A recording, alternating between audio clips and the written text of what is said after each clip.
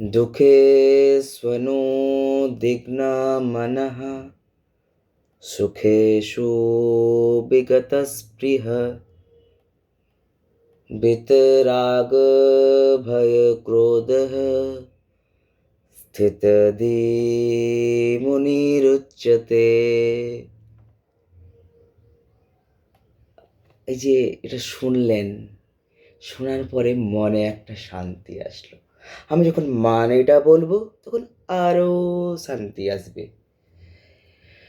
যখন দুঃখে মন অনুদ্বিগ্ন, দুঃখে দুঃখ নেই, সুখে আনন্দ নেই, মনে কোনো রাগ ভয় ক্রোধ নেই, মন স্থির, সেই হচ্ছে মুনি।